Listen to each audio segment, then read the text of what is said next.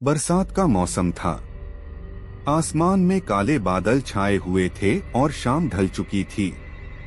चार दोस्त राहुल, सौरभ, अयान और दीपक अपनी पुरानी जीप लेकर शहर से दूर एक ट्रेकिंग ट्रिप पर निकले थे। कॉलेज की पढ़ाई खत्म होने से पहले उन्होंने सोचा कि एक बार खुलकर घूम लिया जाए, ताकि यादें हमेशा के लिए ताज़ा रहें। शुरुआत सब कुछ ठीक था। हंसी मजाक, गाने, खाना और ढेर सारी मस्ती। लेकिन किस्मत को शायद कुछ और ही मंजूर था।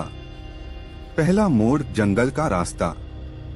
उनकी जीप एक सुनसान रास्ते पर जा रही थी। जीपीएस बार बार सिग्नल खो रहा था और मोबाइल नेटवर्क भी गायब हो चुका था। राहुल, जो गाड़ी चला रहा था, बोला, यार ये शॉर्टकट लेने का आइडिया सही नहीं था।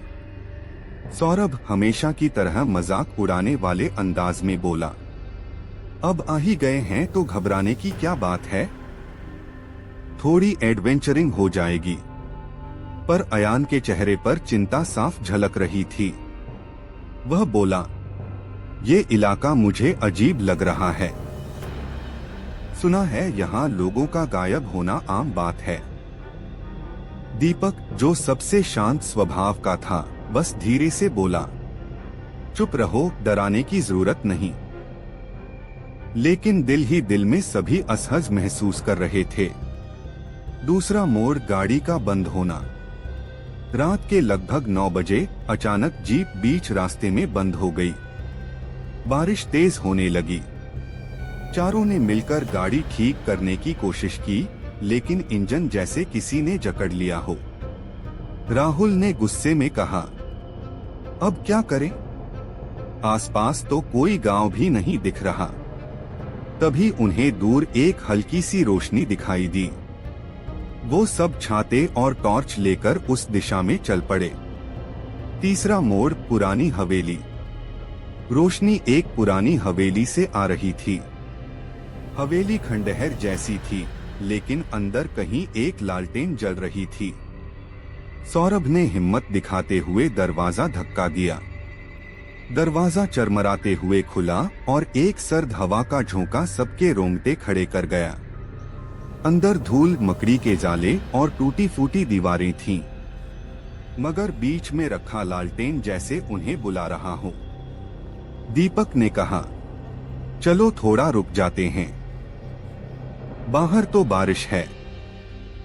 चारों ने अंदर कदम रखा, लेकिन जैसे ही उन्होंने दरवाजा बंद किया, एक अजीब आवाज गूंज उठी, तुम्हें यहाँ नहीं आना चाहिए था। सबके दिल धड़क उठे। चौथा मोड़, रहस्यमय घटनाएं। हवेली के भीतर अजीब घटनाएं होने लगी। टॉर्च अपने आप बंद हो गई। दीवार पर परछाइयां हिल रही थीं, जबकि वहां कोई खड़ा नहीं था। औरत के रोने की आवाज बार बार सुनाई दे रही थी। अयान डरकर चिल्लाया, हमें तुरंत यहाँ से निकलना चाहिए। पर बाहर बारिश और तूफान और भी भयानक हो चुका था। पांचवा मोड़, हवेली का रहस्य। दीपक को कमरे के कोने में एक पुरानी डायरी मिली।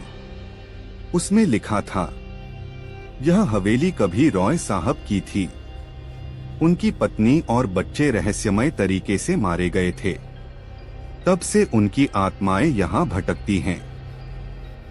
जो भी इस हवेली में आता है, वह या तो लौटकर नहीं जाता या फिर पागल हो जाता है। डायरी पढ़ते ही अचानक खिड़कियां अपने आप बंद हो गईं और सामने सीढ़ियों पर सफेद साड़ी पहने एक औरत की आकृति दिखाई दी। छठा मोड़, बुरा अनुभव। वह औरत पास आती गई। चारों दोस्त डर के मारे एक दूसरे से लिपट गए। राहुल को लगा कि किसी ने उसके कंधे पर हाथ रखा है। सौरभ को किसी ने कान में फुसफुसाकर कहा, भाग नहीं सकते। अयान बेहोश होकर जमीन पर गिर पड़ा। दीपक ने हिम्मत करके जय हनुमान का पाठ शुरू। तभी अचानक बिजली चमकी और वह औरत गायब हो गई। सातवां मोड़, दोस्ती की असली परीक्षा। अयान की हालत खराब थी। राहुल और दीपक उसे उठाकर बैठाते हैं। सौरभ, जो हमेशा मजाक करता था, अब रोने लगा। हम यहाँ क्यों आए? सब मेरी वजह से फंस गए।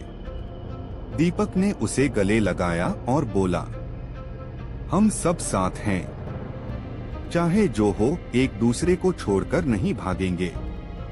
यह पहली बार था जब चारों को अपनी दोस्ती की असली अहमियत समझ आई। 8वां मोड़, सही रास्ते की तलाश। रात जैसे तैसे गुजरी। सुबह होने पर हवेली का माहौल बदल गया। बाहर बारिश रुक चुकी थी।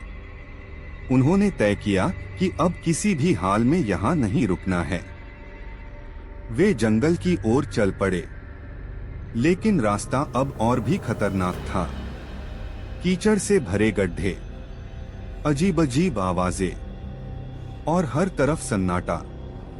राहुल ने कहा, लगता है ये जंगल हमें बाहर ही नहीं जाने देगा। लेकिन दीपक ने हिम्मत रखी, डर ही हमें कैद करता है।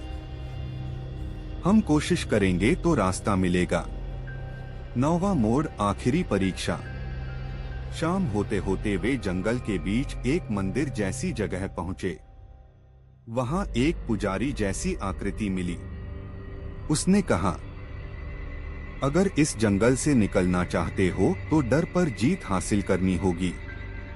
ये जंगल तुम्हारे डर को सच कर देता है। चारों के सामने उनके अपने डर की परछाइयां खड़ी हो गईं। राहुल ने अपने पिता की कड़ी डांट की छवि देखी। सौरभ ने अकेलेपन का डर देखा। अयान ने मौत का दृश्य देखा। दीपक ने अपने दोस्तों को खोने का डर देखा। लेकिन इस बार वे एक दूसरे का हाथ थामे खड़े रहे और बोले, हम साथ हैं तो डर हमें हरा नहीं सकता। तभी सब परछाइयां गायब हो गईं। पुजारी मुस्कुराया और बोला, अब रास्ता तुम्हारे सामने है। अंतिम मोड़, घर वापसी।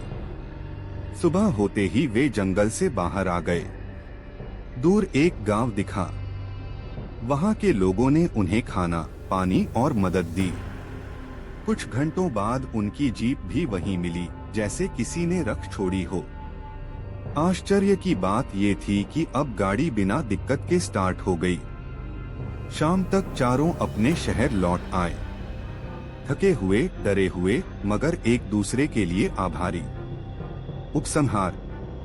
उस रात के बाद उनकी जिंदगी बदल गई। राहुल ज्यादा जिम्मेदार बन गया। सौरभ ने मजाक में भी दूसरों की भावनाओं का मजाक उड़ाना बंद कर दिया। अयान ने डर पर काबू पाना सीखा। दीपक पहले से भी ज्यादा सबको जोड़ने वाला इंसान बन गया। चारों ने मिलकर कसम खाई कि चाहे कैसी भी मुसीबत आए, वे हमेशा साथ रहेंगे। और इस तरह 4 दोस्त जो रास्ता भटक गए थे, अंततः सही सलामत घर लौट आए।